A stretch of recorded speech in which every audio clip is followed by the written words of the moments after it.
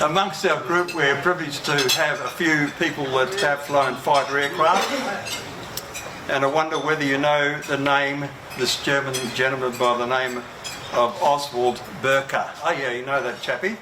Well, Oswald was born in 1891, died in World War I in 1916. So what was remarkable about him? He was a German flying ace, honoured as the father of the German fighter air force and the father of air fighting tactics. He wrote the first ever manual of fighter tactics, known as the Dicta Boelcke, when he was recovering from injuries. And most of the tactics that are used today are related to him. Now you might have seen the film where Douglas Bader extols to his fighter pilot friends that the things that were valid in the First World War are still valid today. I still think the book's wrong about fighter tactics.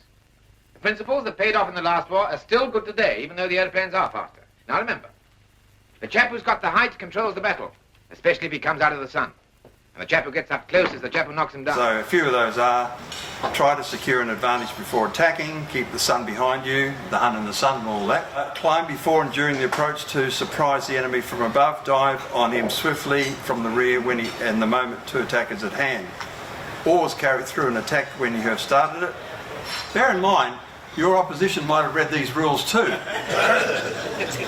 If you're trying to get the advantage on him or her, fire only at close range and only when your opponent is properly in your sights. Always keep your eye on your opponent. Never let yourself be deceived by ruses. If your opponent dives on you, do not try to evade, but turn to meet it. Turn and face the enemy with your guns. When over the enemy lines, never forget where your line of retreat is. And that would be topmost in my mind. How the hell do I get out of here? Attack when your enemy least expects it or when he is preoccupied with other duties such as observation, photography or bombing.